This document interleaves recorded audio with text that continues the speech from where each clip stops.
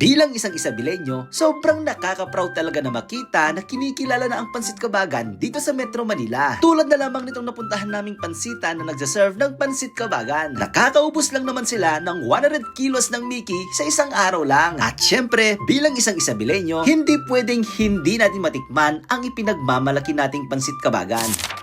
What's up mga boss? Nochi here! Ngayong araw nga mga boss, samahan nyo akong tikman ang Pansit Kabagan sa Blumentritt dito sa Metro Manila. Mabilis lang naman silang hanapin mga boss, nasa Google Map at Waze lang sila. Bago tayo magpatuloy mga boss, alam nyo ba? Gusto ko lang i-share sa inyo to kasi meron na akong bagong pinapanood na bagong movie na tinatawag nilang Stranger Things 5.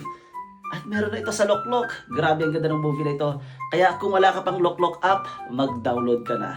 Mga tanghalian na nga nang makarating kami dito. Ay grabe, sobrang dami ng tao ang kumakain. At napansin ko din, karamihan sa mga kumakain dito, hindi taga Isabela. Nagpapakita lang ito na kahit hindi taga Isabela, nasasarapan na rin sila sa Pansit Kabagan. At sa puntong ito mga boss, nagulat nga ako nang malaman ko na nakakaubos lang naman sila ng mahigit kumulang 100 kilos ng Mickey sa isang araw lang. Siguro alam nyo na, pero share ko lang, alam nyo ba na taga Isabela ang may-ari at ang ilan sa mga staff nila dito ay galing din ng Isabela. Tulad na lamang nitong kanilang cook from Tumawini, Isabela. Ang kanilang Pansit Kabagan ay nagkakahalaga lang ng 80, 90, 100, 120 at 150 pesos. Ang kanilang 80 pesos no egg plus 10 naman with egg. Ang kanilang 100 pesos naman with egg at atay. At ang kanilang 120 pesos may atay, may quail egg, may lechong kawali. At ang kanilang 150 pesos naman may bola-bola silang nilagay. Okay mga boss, dito na nga, titikman na natin ang kanilang 150 pesos sa Pansit Kabagan.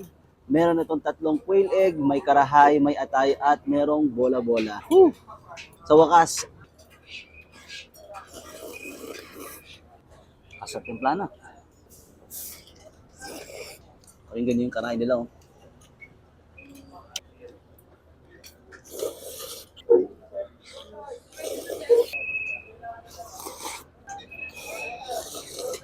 Bilang taga Isabela at mahilig sa pansit, sobrang nagustuhan ko talaga ang kanilang Pansit Kabagan dito. It feels like home, ika nga nila. Parang nagpapansit pa rin ako sa Isabela. Overall experience para sa akin, pasadong-pasado naman. Hindi naman siguro sila makakaubos ng 100 kilos kung hindi masarap ang kanilang pansit. Pero syempre, magkakaiba tayo ng panlasa. Para malaman nyo kung masarap ba o hindi, puntahan nyo na lang mga boss at pag-usapan natin dyan sa comment section ang inyong experience. At dito nga, simwat na simwat namin ang aming pansit. Yun lang mga boss, mabalo!